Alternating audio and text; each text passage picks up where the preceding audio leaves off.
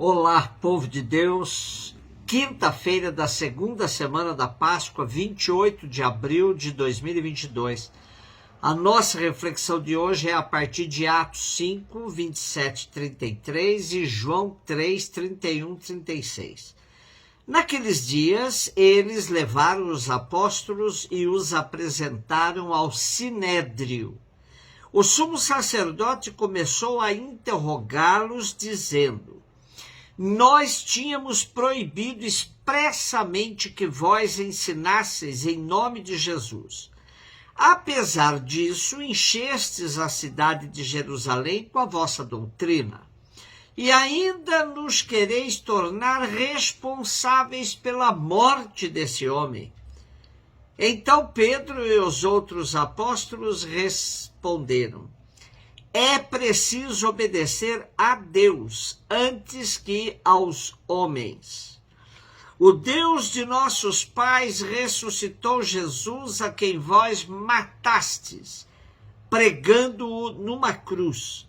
Deus, por seu poder, o exaltou, tornando-o guia supremo e salvador para dar ao povo de Israel a conversão e o perdão de seus pecados. E disso somos testemunhas, nós e o Espírito Santo, que Deus concedeu àqueles que lhe obedecem. Quando ouviram isso, ficaram furiosos e queriam matá-los. Temos no texto de hoje a questão do Sinédrio. O Sinédrio era o tribunal religioso judaico, nascido por volta do século IV a.C. e que vemos atuar no tempo de Jesus e dos apóstolos, com algumas mudanças. Os membros do Sinédrio governavam e julgavam o povo judeu de acordo com a lei de Moisés e as tradições judaicas. Jesus foi julgado pelo Sinédrio antes de ser crucificado. O Sinédrio era composto por 71 líderes da elite judaica, sobretudo por saduceus. Eles se reuniam em Jerusalém para tomar decisões e julgar crimes religiosos. O chefe do Sinédrio era o sumo sacerdote, o líder de todos os sacerdotes do templo. Havia prática de corrupção no Sinédrio. Tanto no julgamento de Jesus como no de Estevão, o Sinédrio aceitou acusações que eram claramente falsas e condenou homens inocentes à morte. O Sinédrio também tentou intimidar Pedro e João a não falar mais sobre Jesus. O sumo sacerdote toma a liderança da ação contra os apóstolos. Com ele está o seu partido, os saduceus, o partido sacerdotal que defende os privilégios da casta sacerdotal. A palavra usada aqui como partido vem do grego e também é identificada como, na palavra grega, heresia, aplicada também nos atos aos fariseus e aos cristãos. Nesse tempo, essa palavra significava simplesmente uma tendência ou um partido, sem sentido pejorativo. A motivação que leva o Sinédrio a interrogar e perseguir os apóstolos é a inveja.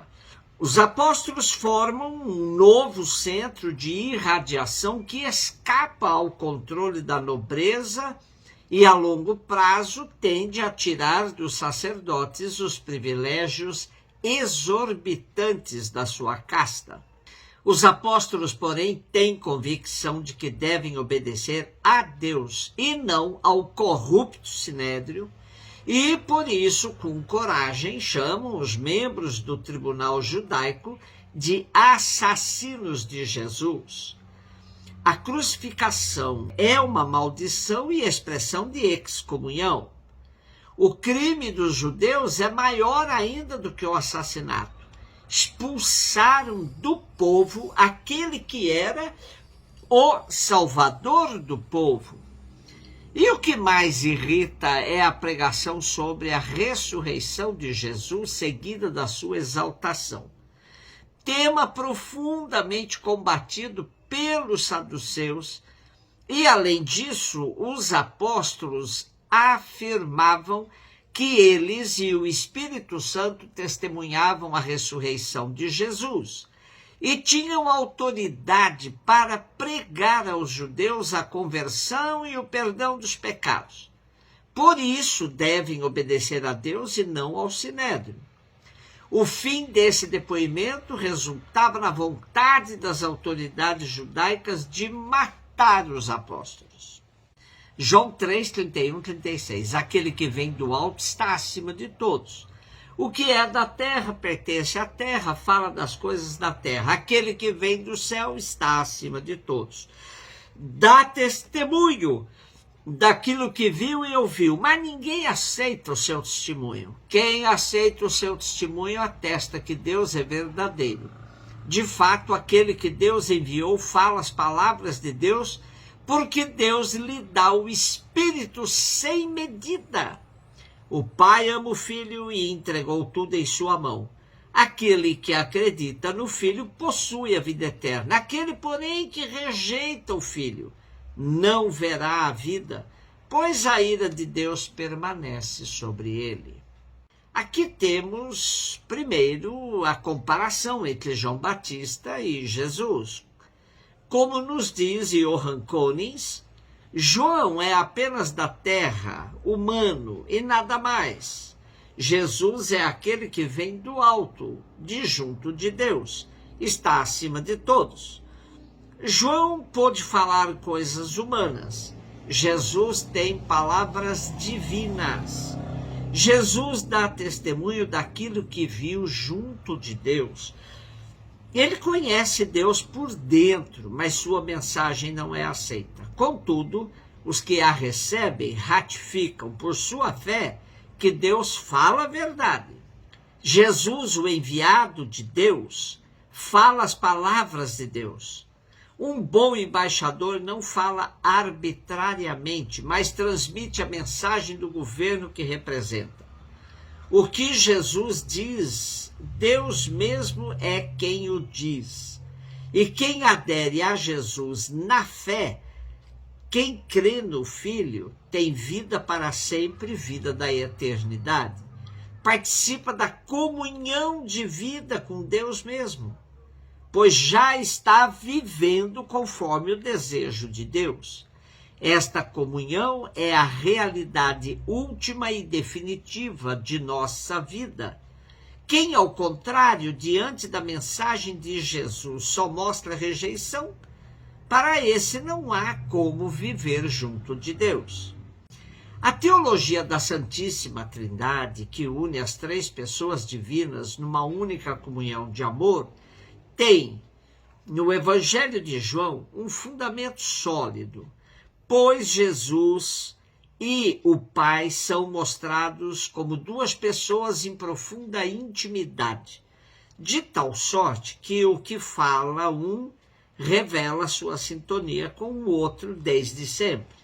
E quando Jesus sopra sobre seus discípulos, conferindo-lhes o Espírito, transmite-lhes a força necessária que vem do Pai e dele próprio, do Filho, para a missão, pois o Espírito é a circulação do amor entre as duas pessoas divinas. Portanto, Jesus pode afirmar que quem aceita o seu testemunho atesta que Deus é verdadeiro. Aceitar e seguir Jesus, aderir ao seu projeto de reino, é estar em profunda comunhão com Deus Pai. Um beijo no seu coração.